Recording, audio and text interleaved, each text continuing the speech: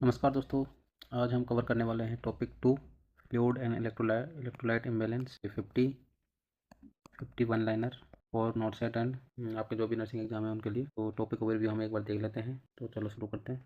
Topic overview. Fluid and electrolyte balance is essential to maintain homeostasis in the body, यानी कि जो fluid और electrolyte होते हैं उनका बैलेंस हमारे शरीर के होम्योस्टेसिस के लिए बहुत ज़रूरी है।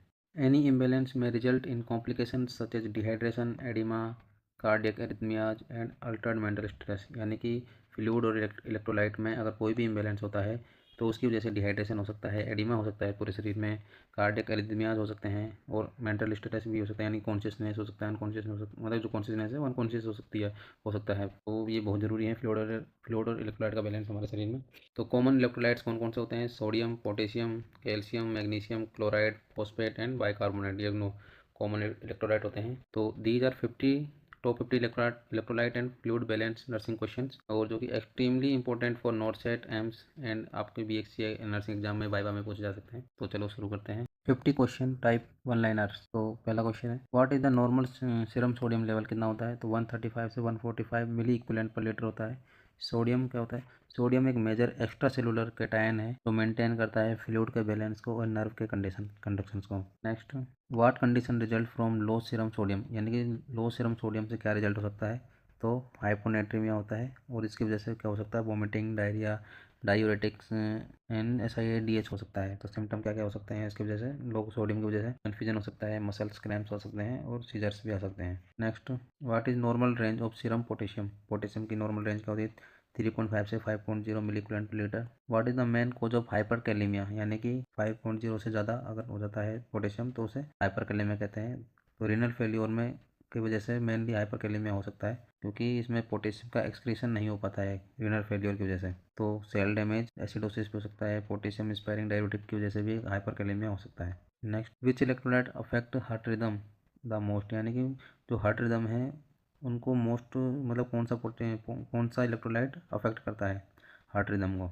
तो इसका आंसर होगा potassium. Both high and low potassium cause ECG changes, यानी कि अगर पोटेशियम बहुत ज़्यादा या बहुत कम है तो उसकी वजह से आपके ECG में चेंजेस आ सकते हैं क्योंकि ये मेनली कार्डियक मसल्स पर काम करता है potassium. What is hypokalaemia, hypocalcaemia, यानी कि हाइपोकैल्सीमिया क्या होता है? लो सीरम कैल्शियम लेवल, यानी कि 8.5 मिलीग्राम पर DL से अगर कैल्शियम कम है सीरम में तो वो हाइपोकैल्सीमिया होता है। तो क्या क्या और कोच हो सकते हैं? विटामिन D की डेफिशिएंसी की वजह से भी हाइपोकैल्सीमिया हो सकता है। हाइपोपैराथायरॉयडिज्म में भी हाइपोकैल्सीमिया हो जाता है। What are sign of hypokalaemia, यानी कि जो पोटेशियम है उसके कम होने से कौन कौन से साइन होते हैं? तो muscles weakness, cramp, arrhythmia, flat T wave on ECG, ये 4-5 साइन होते हैं जो दिखाई देते हैं जब हमारे शरीर में पोटेशियम कम हो जाता है। व्हाट इज ट्वेस्टेक साइन एन इंडिकेटर ऑफ, यानी कि जो ट्वेस्टेक साइन होता है वो किसका इंडिकेटर है? वो हाइपोकैल्सीमिया का इंडिकेटर है। Tapping the facial nerve cause facial muscles twitching, यानी कि जो हमारे चेहरे पर फेशियल नर्व होती है उसको चेक करने के लिए हम अगर जो फेस वाले पार्ट पर अगर टैप करते हैं तो उसको मतलब उंगली से मतलब टैपिंग करते हैं, यानी कि बार बार टक टक टक करते हैं तो उसकी वजह से फेशियल मसल है वो ट्विच होती है, यानी कि उसमें क्रैम्प्स आते हैं। व्हाट इज टोश्यूसाइन, टोश्यूसाइन क्या होता है और वो किससे एसोसिएट है? तो हाइपोकैल्सीमिया की वजह से टोश्यूसाइन भी दिखाई देता है। दो साइन दिखाई देते हैं हाइपोकैल्सीमिया में, जोस्टेक साइन और टोश्यूसाइन। तो carpal spasm occur when BP cuff is inflated, यानी कि जो हमारे हैंड की कार्पल्स होती हैं उसमें स्पाज्म दिखाई देता है, यानी कि क्रैम्प दिखाई देते हैं अगर हम BP कफ को इन्फ्लेट करते हैं उस time. What cause fluid volume deficit, यानी कि फ्लूइड वॉल्यूम डेफिसिट किसकी वजह से होता है? लॉस ऑफ बॉडी फ्लूइड को बोलते हैं फ्लूइड वॉल्यूम डेफिसिट, जो किसकी वजह से हो सकता है? वोमिटिंग की वजह से हो सकता है, डायरिया की वजह से हो सकता है, हेमरेज की वजह से हो सकता है, यानी कि बहुत ज़्यादा ब्लीडिंग हो गई है, बर्न में भी लो वॉल्यूम हो सकता है और डायूरेटिक्स लेने वाले व्यक्ति में भी लो वॉल्यूम ऑफ फ्लूइड देखा जाता है। What is the primary intracellular electrolyte, यानी कि प्राइमरी इंट्रासेलुलर इलेक्ट्रोलाइट कौन सा होता है? तो उसका आंसर है पोटेशियम, यानी कि दो होते हैं, इंट्रासेलुलर और एक्स्ट्रा सेलुलर। तो इंट्रासेलुलर का मतलब कि सेल के अंदर तो होता है पोटेशियम और सेल के बाहर होता है सोडियम। तो ये मेनली दो इलेक्ट्रोलाइट होते हैं, ये हमें ध्यान रखने हैं। ये ब्लड वेसल है मान लो या फिर हमारे शरीर की कोई सी भी कुछ टिश्यू मान लो तो उसके अंदर सेल्स होंगी, तो सेल के अंदर जो इलेक्ट्रोलाइट होता है वो होता है पोटेशियम और सेल के बाहर होता है sodium. What condition result from water loss without sodium loss, यानी कि किस कंडीशन में वाटर लॉस हो जाता है विदाउट सोडियम, मतलब कि सोडियम नहीं निकल रहा फिर भी वाटर लॉस हो रहा है, तो वो कंडीशन है हाइपरनेट्रीमिया। हाइपरनेट्रीमिया की कंडीशन में भी जो वाटर लॉस हो जाता है विदाउट सोडियम लॉस के। Which hormone regulate sodium and water, sodium और वाटर को कौन सा हार्मोन रेगुलेट करता है, तो एल्डोस्टेरोन आंसर होगा। What is the role of aldosterone in electrolyte balance, electrolyte balance में एल्डोस्टेरोन का क्या रोल होता है, तो इसका आंसर है promote sodium and water reabsorption, यानी कि जो एल्डोस्टेरोन है वो सोडियम को और वाटर को रीअब्जॉर्ब करता है। And potassium excretion bye kidney, and potassium का एक्सक्रीशन करवाता है, यानी कि पोटेशियम को बाहर निकालता है। विच आईवी फ्लूइड इज आइसोटोनिक, कौन सा आईवी फ्लूइड आइसोटोनिक होता है, तो नॉर्मल सेलाइन 0.9% NaCl, ये नॉर्मल सेलाइन होता है। और रिंगर लैक्टेट ये भी नॉर्मल आइसोटोनिक होता है। What happens to cell in hypotonic solution, यानी कि अगर ये एक बकेट है और इसके अंदर ये सेल है और इसके चारों तरफ हाइपोटोनिक सॉल्यूशन डाला गया है, तो इस सेल के साथ में क्या होगा, जो सेल स्वेल हो जाती है, यानी कि जो फ्लूइड है बाहर का हाइपोटोनिक में इसके अंदर आ जाएगा, क्योंकि ये हाइपरटोनिक हो गया है। तो हाइपर में ये जो जितना भी है, ये जो सेल वाला, सेल के अंदर जो भी पार्ट होता है वो बाहर के फ्लूइड को अपने अंदर खींच लेगा और ये एक्सपांड हो जाएगी, तो सेल मोटी हो जाएगी, स्वेल हो जाएगी। What happen to cell in hypertonic solution, hypertonic में जो सेल होती है वो श्रिंक हो जाएगी। Water moves out of cell, और इसमें water moves into cell. What is a symptom of hypernatraemia, hypernatraemia का सिम्टम क्या होता है, रस्ट होगा, ड्राई माउथ होगा, रेस्टलेसनेस होगी, कन्फ्यूजन होगा हाइपरनेट्रीमिया में। Which electrolyte imbalance cause tetany, यानी कि कौन सा इलेक्ट्रोलाइट के इम्बेलेंस से टिटेनी होती है, तो हाइपोकैल्शियम, यानी कि कैल्शियम की कमी से टिटेनी या फिर स्पाज्म या ट्रिम होते हैं। What condition can lead to dilutional hyponatraemia, कि कौन सी कंडीशन डाइल्यूशनल हाइपोनेट्रीमिया करती है, तो SIADH SIADH, syndrome of inappropriate ADH secretion, यानी कि अगर ADH जो एल्डोस्टेरोन है वो इनअप्रोप्रिएट अगर सीक्रेट हो रहा है तो उस कंडीशन को सीडा कहते हैं। What lab value confirm dehydration, यानी कि कौन सी लैब वैल्यू कंफर्म करती है डिहाइड्रेशन को, तो इसका आंसर है high serum ओस्मोलैलिटी and high haematocrit, यानी कि दो कंडीशन होती है, हीमेटोक्रिट बहुत ज़्यादा बढ़ गया और हाई सीरम ओस्मोलैलिटी हो गई है, तो ये कंफर्म करेगी किसको, डिहाइड्रेशन को। What electrolyte is most affected in kidney failure,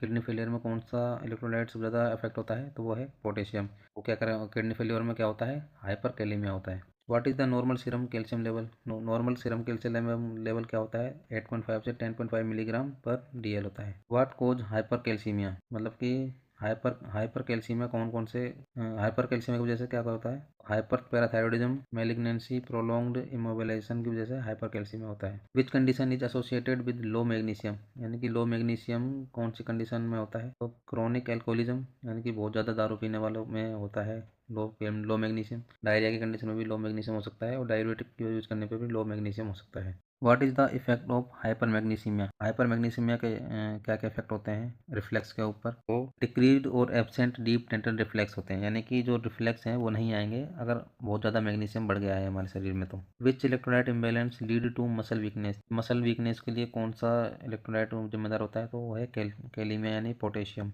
hypo, और अगर पोटेशियम कम हो गया है तो उसकी वजह से जो मसल्स हैं वो वीक हो जाएंगी। What are symptom of fluid overload, fluid overload के सिम्टम कौन कौन से होते हैं, तो फ्लूइड ओवरलोड में क्या होता है, एडिमा हो जाता है, वेट गेन हो जाता है, डिस्पनिया होगा यानी सांस लेने में दिक्कत होगी, क्रैकल्स इन लंग्स, लंग्स में क्रैकल साउंड सुनाई देगा, और BP क्या हो जाएगा, बढ़ जाएगा। What is the major anion in extracellular fluid, तो इसमें है क्लोराइड, एक होता है कैटायन यानी कि पॉजिटिव वाला, एक होता है एनायन। तो एक्स्ट्रा सेलुलर यानी कि सेल से बाहर कौन सा एनायन होता है chloride. What electrolyte imbalance is common in vomiting, यानी कि वोमिटिंग की वजह से कौन सा इलेक्ट्रोलाइट का इम्बेलेंस होता है, तो हाइपोकैलेमिया होता है और मेटाबॉलिक एल्कलोसिस हो सकता है, यानी कि मेटाबॉलिक एल्कलोसिस किस कंडीशन में, मतलब वोमिटिंग की वजह से मेटाबॉलिक एल्कलोसिस हो सकता है, होता है। और हाइपोकैलेमिया यानी कि पोटेशियम बाहर निकल जाता है, उसमें हाइपोकैलेमिया कंडीशन हो जाती है। What IP solution is given in metabolic acidosis, यानी कि कौन सा IP सॉल्यूशन हम देते हैं मेटाबॉलिक एसिडोसिस की कंडीशन में, तो वो है सोडियम बाइकार्बोनेट देते हैं हम पेशेंट को, sodium bicarbonate SBC, sodium bicarbonate. What is the role of ADH, ADH का क्या रोल होता है, ADH होता है एंटी डायबिटिक हार्मोन जो प्रमोट करता है वाटर रीअब्जॉर्प्शन को इन kidney and reduce urine output, और जो यूरिन का आउटपुट है उसको कम करेगा, यानी कि ADH जो वाटर है उसको रोकेगा हमारे शरीर में और यूरिन को कम करता है। विच इलेक्ट्रोलाइट रेगुलेट न्यूरोमस्कुलर एक्टिविटी, यानी कि कौन सा इलेक्ट्रोलाइट रेगुलेट करता है न्यूरोमस्कुलर एक्टिविटी को, तो उसका आंसर है calcium. What is the danger of rapid correction of hyponatraemia, यानी कि रैपिड करेक्शन ऑफ हाइपोनेट्रीमिया के डेंजर क्या हैं, सेंट्रल पोन्टाइन माइलिनोलाइसिस, यानी कि ब्रेन डैमेज हाइपोनेट्रीमिया में ब्रेन डैमेज तक हो सकता है। Which hormone promote renal water reabsorption, यानी कि कौन सा हार्मोन प्रमोट करता है रीनल वाटर रीअब्जॉर्प्शन को, तो उसका मतलब है एडीएच, वेसोप्रेसिन भी बोलते हैं इसको, anti diuretic hormone. Which condition increase risk of hyperphosphataemia, यानी कि हाइपरफॉस्फेटेमिया की वजह से कौन सी कंडीशन इंक्रीज होगी, रिस्क कम मतलब इंक्रीज होगी, तो वह क्रोनिक किडनी डिजीज हो जाती है अगर हाइपर फॉस्फेटेमिया हो गया है शरीर में। तो what is the effect of diarrhoea on potassium level, यानी कि डायरिया की वजह से पोटेशियम लेवल पर क्या इफेक्ट पड़ता है, तो डिक्रीज पोटेशियम बाहर निकल जाएगा, उसकी वजह से हाइपोकेलेमिया होगा, यानी कि low potassium, hypopotassium. What electrolyte help with clotting and bone, यानी कि कौन सा इलेक्ट्रोलाइट हेल्प करता है क्लोटिंग में और बोन में, तो वो है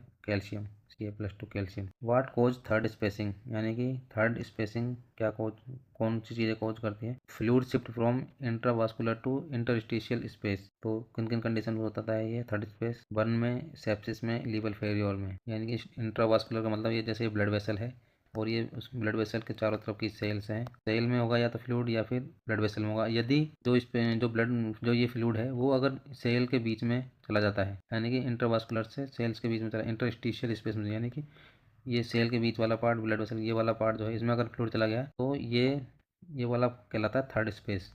फर्स्ट स्पेस, सेकंड स्पेस, यानी थर्ड स्पेस। तो ये कंडीशन होती है किस किस में, बर्न में होती है, सेप्सिस में होती है और लीवर फेल्योर में होती है। What electrolyte should be checked in a patient on diuretics, यानी कि डाययूरेटिक्स वाले पेशेंट में कौन सा इलेक्ट्रोलाइट चेक करना चाहिए, तो वो है पोटेशियम, यानी कि डाययूरेटिक लेने वाले पेशेंट में पोटेशियम बाहर निकल जाता है, तो पोटेशियम का चेक हमेशा करते रहना चाहिए। और पोटेशियम हमारे हार्ट पर काम करता है, तो ईसीजी में चेंजेस दिखाई दे देंगे, और हमारे हार्ट मसल्स के कंडक्शन में पोटेशियम का मेन रोल है, तो हमें पोटेशियम जरूर चेक करना चाहिए जो भी व्यक्ति डाययूरेटिक ले रहा होता है उसके। व्हाट कोज मेटाबॉलिक एल्कलोसिस, यानी कि मेटाबॉलिक एल्कलोसिस की वजह से क्या क्या होता है, तो वॉमिटिंग हो जाती है, गैस्ट्रिक सक्शनिंग की वजह से भी मेटाबॉलिक एल्कलोसिस हो सकती है, और डाययूरेटिक ओवर यूज, यानी कि लॉस ऑफ एसिड, यानी कि एसिड जो बहुत ज़्यादा अगर डाययूरेटिक ले गया है और जिसकी वजह से एसिड का भी लॉस हो जाता है, तो मेटाबॉलिक एल्कलोसिस की वजह से वॉमिटिंग हो सकती है, गैस्ट्रिक सक्शनिंग की वजह से भी हो सकती है और डाययूरेटिक के ओवर यूज की वजह से भी हो सकती है। विच इलेक्ट्रोलाइट इम्बेलेंस कैन कोज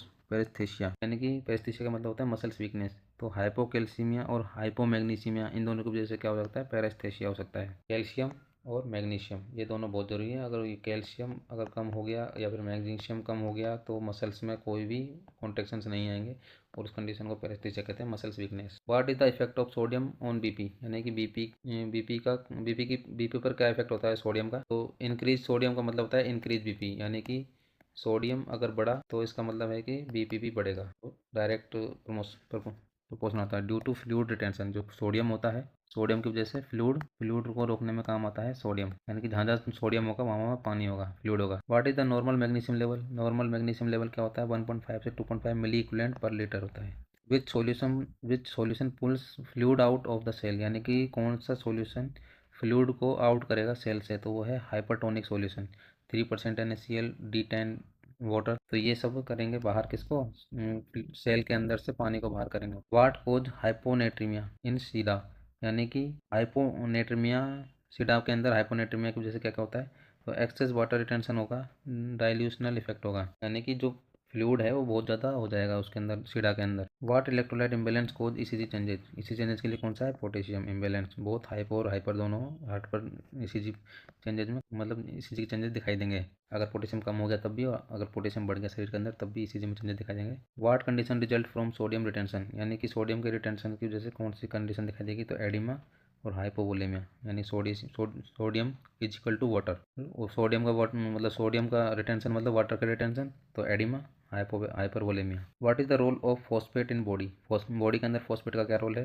तो help in energy ATP production, adenosine triphosphate, यानी कि एनर्जी के प्रोडक्शन में फॉस्फेट का मेन रोल है, बोन के फॉर्मेशन में भी फॉस्फेट का बहुत रोल है, एंड एसिड बेस बैलेंस में भी फॉस्फेट का बहुत रोल होता है। व्हाट इंडिकेट हाइपरवोलेमिया क्या इंडिकेट करता है, तो हाइपरवोलेमिया की वजह से हो जाता है क्या, oedema, weight gain, pounding pulse, crackles in lungs, high BP, low haematocrit, ये सब दिखाई देते हैं किसमें, हाइपरवोलेमिया में। अगर आपको ये वीडियो अच्छी लगी तो हमारे चैनल को सब्सक्राइब करें, हमारे चैनल को शेयर करें, अगर आपका कोई भी क्वेश्चन है तो आप हमें कमेंट कर सकते हैं, और हमारे चैनल को लाइक करें।